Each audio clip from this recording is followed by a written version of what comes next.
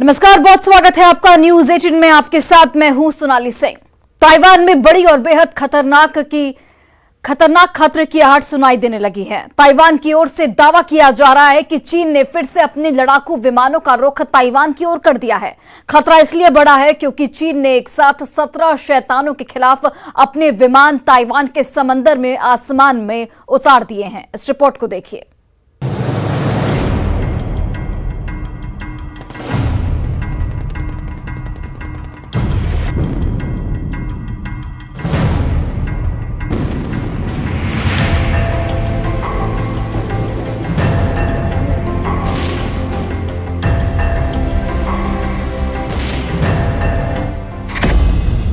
Taiwan पर बढ़ता युद्ध का खतरा।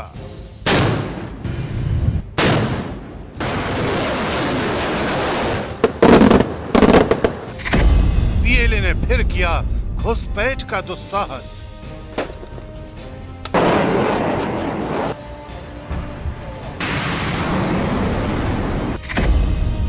ताइवान में शी के 17 शैतान।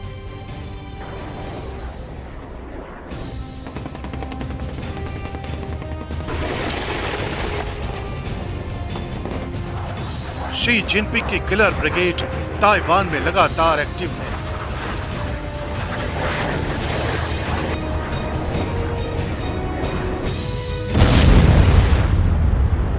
आसमान का सीना चीर कर उड़ते ये लड़ाकू विमान ताइवान में दहशत पैदा करना चाहते हैं।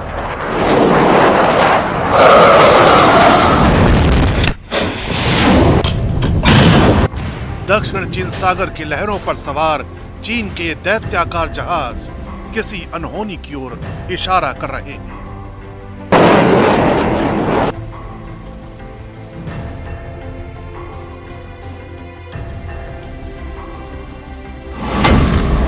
और ऐसा महज इसलिए क्योंकि ताइवान के मिलिट्री ऑफ डिफेंस ने 12 लड़ाकू विमानों और 5 जंगी जहाजों को ताइवान के आसपास मंडराते हुए देखा है।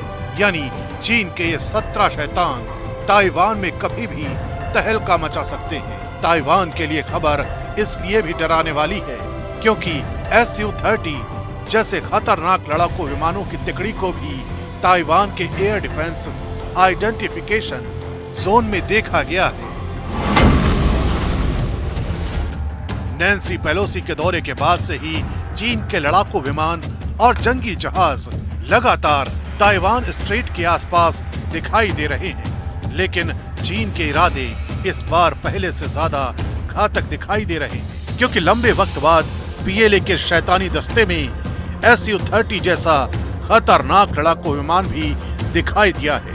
इन तीनों विमानों को ताइवान स्ट्रेट के उत्तरी छोर पर उड़ान भरते हुए देखा गया है। इस विमान को ताइवान के आसमान में देखा जाना कितने बड़े खतरे के संकेत हैं, इसको भी समझना जरूरी है।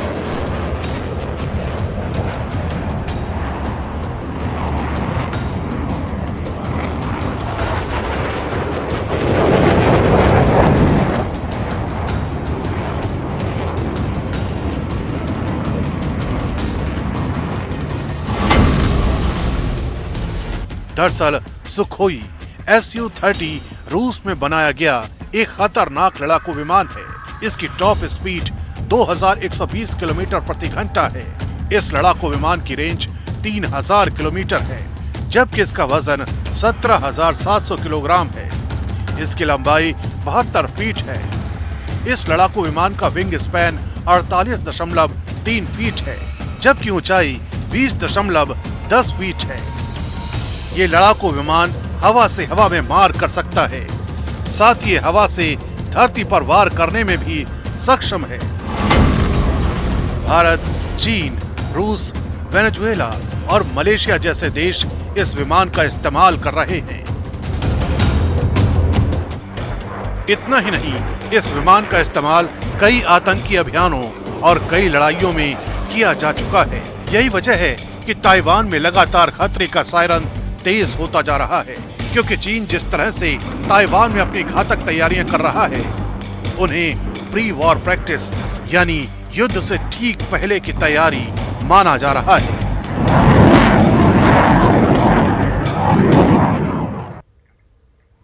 और चीन और ताइवान के बीच तनाव अब इस कदर बढ़ चुका है कि किसी भी वक्त बहुत बड़ी जंग का ऐलान हो सकता है। ऐसा इसलिए क्योंकि चीन के लगातार बढ़ते खतरे की तस्दीक खुद ताइवान सरकार ने की है।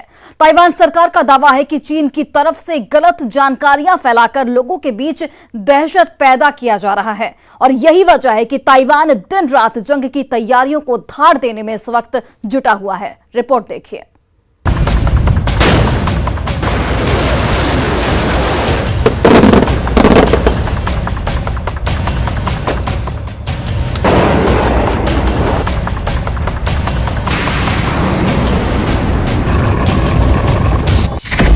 चीन को करारा जवाब देने की तैयारी।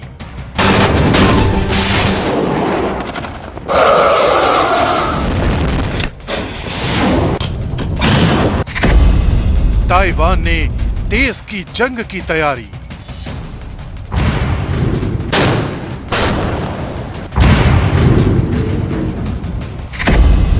ताइवान का ऑपरेशन मिडनाइट।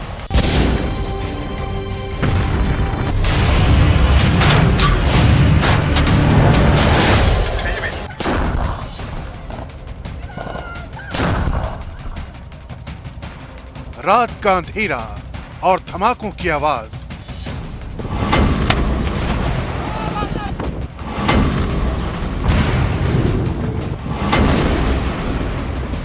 चीन के लगातार बढ़ते खतरे ने ताइवान को इस वॉर ड्रिल के लिए मजबूर कर दिया है।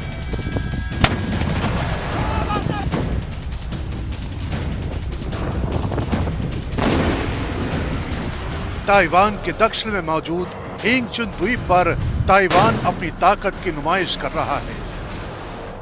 हाथ में मॉर्टर थामे ताइवान के सैनिक हूबहू उस जंग की तैयारी में जुटे हैं जिसका ऐलान कभी भी चीन की तरफ से किया जा सकता है।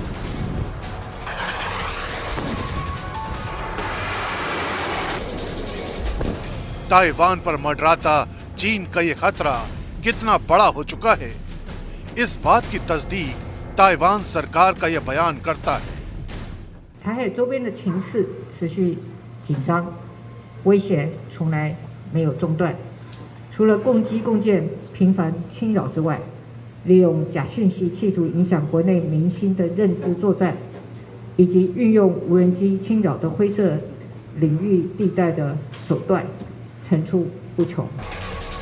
यानी चीन किसी भी कीमत पर पहले ताइवान के खिलाफ मनोवैज्ञानिक जंग को जीतना चाहता है। इसके लिए बाकायदा चीन की तरफ से प्रोपेगेंडा वॉर छेड़ा जा रहा है, जिसमें कभी ताइवान की सेना को दुनिया के सामने कमजोर साबित करने की कोशिश की जाती है, तो कभी ताइवान के सरहद में अपने ड्रोन भेजकर ये जताने की कोशिश करता है कि चीन की सेना के आगे ताइवान की सेना की कोई बिसात नहीं। इतना ही नहीं, चीन के ड्रोन ताइवान की सरहद में फूड पैकेट गिराकर भी ताइवान का मनोबल तोड़ने की कोशिश कर रहे हैं। यही वजह है कि ताइवान की सेना के मनोबल को बढ़ाने के लिए खुद राष्ट्रपति साई इंग-वेन लगातार सैन्य अभियानों का जायजा ले रही हैं। इतना ही नहीं, वो मौके पर पहुंचकर अपने सैनिकों का हौसला बढ़ाने में भी जुटी हुई हैं। 身为三军统帅，我对于中华民国国军每一位官兵展现出自我防卫坚定信念和能力感到无比的骄傲。 ताइवान सरकार का दावा है कि चीन की इन्हीं साजिशों का जवाब देने के लिए ताइवान ने न सिर्फ अपने रक्षा बजट में बड़ा इजाफा किया है, बल्कि उस बजट में एंटी ड्रोन सिस्टम के लिए भी बड़ी व्यवस्था की गई है। इतना ही नहीं, चीन को चौंकाने के लिए ही ताइवान अपने सरहद के आसपास ऑपरेशन मिडनाइट शुरू कर चुका है।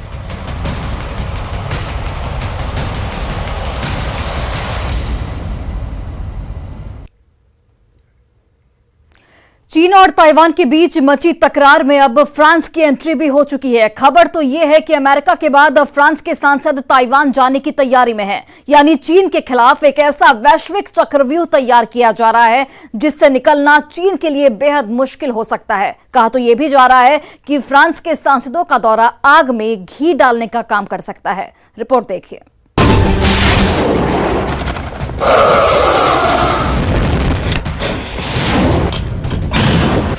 चीन को फिर उकसाने की साजिश।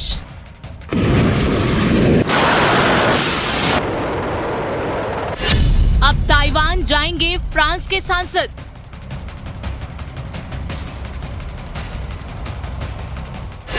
जंग के शोले भड़काने की तैयारी।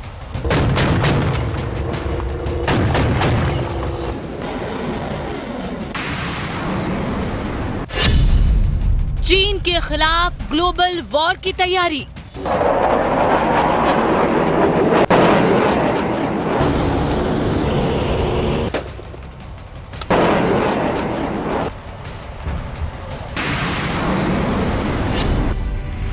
नैन्सी पेलोसी की यात्रा के बाद से ताइवान के आसमान को चीन ने अपनी वॉर प्रैक्टिस का हिस्सा बना लिया है।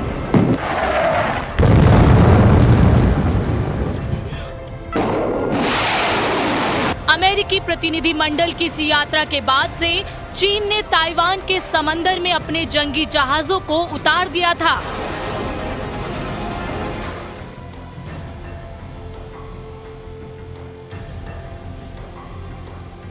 तब से अब तक अगर चीन और ताइवान में कुछ कॉमन है तो वो है दोनों देशों का एक दूसरे के खिलाफ युद्धाभ्यास।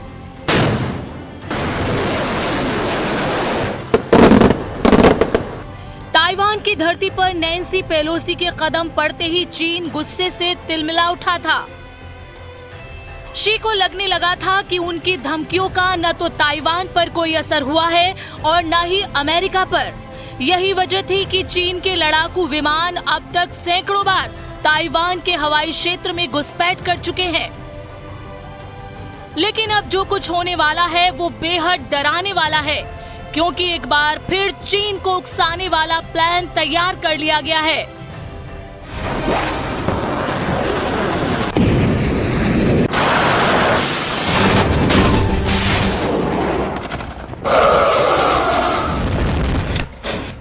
खबर है कि फ्रांस के सांसद ताइपे पहुंचने वाले हैं। इसी हफ्ते 5 सांसदों का डेलीगेशन ताइवान पहुंचने वाला है। बताया जा रहा है कि फ्रांस के सांसदों का ये डेलीगेशन ताइवान के उपराष्ट्रपति से मिलने वाला है। ताइवान के विदेश मंत्रालय के मुताबिक क्रॉस पार्टी डेलीगेशन का नेतृत्व सेनेटर सिरिल पेलेवेट करेंगे। ये सब कुछ ऐसे वक्त में हो रहा है जब ताइवान स्ट्रेट के आसपास हालात बेहद नाजुक बने हुए हैं। लेकिन ताइवान का रुख चीन को लेकर एकदम साफ है कि किसी भी कीमत पर वो चीन की धमकियों के आगे सरेंडर करने वाला नहीं है। यही वजह है कि चीन के खिलाफ एक ऐसा ग्लोबल वॉर छेड़ने की तैयारी की जा रही है जहां चीन को ताइवान के खिलाफ कोई भी कदम उठाने से पहले 10 बार सोचना पड़े।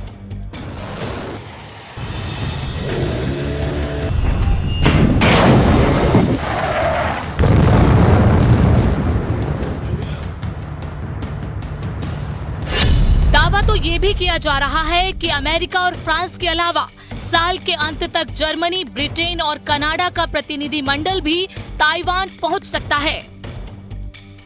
उधर चीन के खिलाफ इस वैश्विक चक्रव्यूह को मजबूती देने के लिए फिलीपींस भी आगे आ गया है। दावा किया जा रहा है कि अमेरिका ने फिलीपींस को ताइवान का साथ देने के लिए अपनी ओर कर लिया है। अमेरिका में फिलीपींस के राजदूत जोस मैनुअल रेमुल्डेज के मुताबिक दक्षिण पूर्व एशियाई देश ताइवान के साथ संघर्ष में अमेरिकी सेना को अपने सैन्य अड्डों का इस्तेमाल करने की अनुमति देगा। इसके बदले अमेरिका ने भी फिलीपींस की सुरक्षा का वादा किया है। जाहिर है ये सारे समीकरण चीन को उकसाने वाले हैं, जिसका सीधा मतलब है कि चीन कभी भी ताइवान में जंग की चिंगारी को भड़का सकता है। और अगर ऐसा हुआ तो जिस तबाही और बर्बादी को दुनिया ने यूक्रेन की जंग में देखा, उससे भयंकर तबाही चीन ताइवान युद्ध में हो सकती है।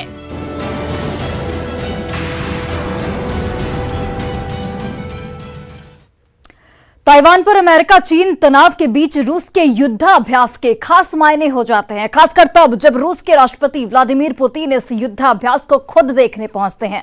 राष्ट्रपति व्लादिमीर पुतिन ने वॉर ड्रिल को लाइव देखा और उसके बाद उनके मुस्कुराते चेहरे की एक तस्वीर सामने आ गई और अब इस खुशी का मतलब पूरी दुनिया जानना चाहती है। राष्ट्रपति पुतिन के इस मुस्कुराहट के पीछे का क्या राज है, ये तो कोई नहीं जानता, पर इतना साफ है कि पुतिन अब एक नए युद्ध की तैयारी कर चुके हैं।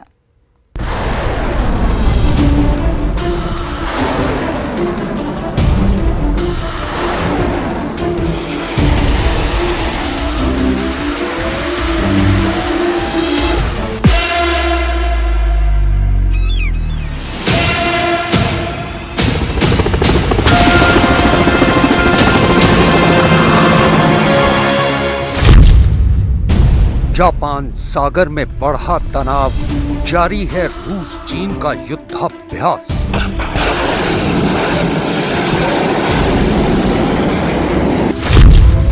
जापान सागर में रूस चीन का शक्ति प्रदर्शन।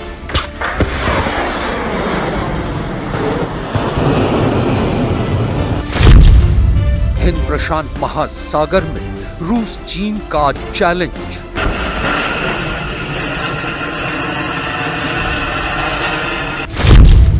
थर्ड वर्ल्ड वॉर कराएगा रूस चीन का वॉर गेम।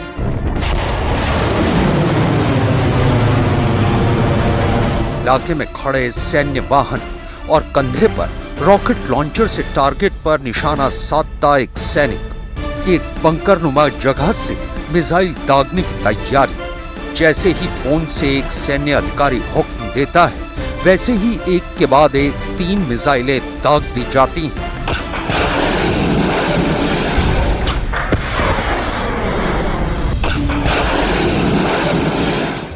समंदर की लहरों पर तैरता एक युद्धपोत, अचानक इस युद्धपोत के डेक से मिसाइलें दाग दी जाती हैं। ये तमाम तस्वीरें रूस के वोस्टॉक 22 वॉर एक्सरसाइज की हैं।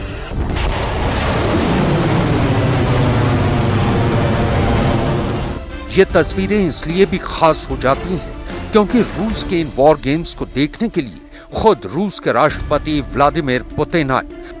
उन्होंने इस वॉर एक्सरसाइज के कमांड सेंटर में बैठकर दूरबीन के जरिए इस युद्धाभ्यास को देखा। इस दौरान उनके साथ रूस के रक्षा मंत्री सर्गेई शोइगु और रूस के chief of general staff Valery Gerasimov भी मौजूद थे। युद्धाभ्यास को देखने के बाद राष्ट्रपति पुतिन के चेहरे की मुस्कुराहट इस बात की तस्दीक कर रही थी कि उन्होंने जो भी देखा वो उनके मन मुताबिक था।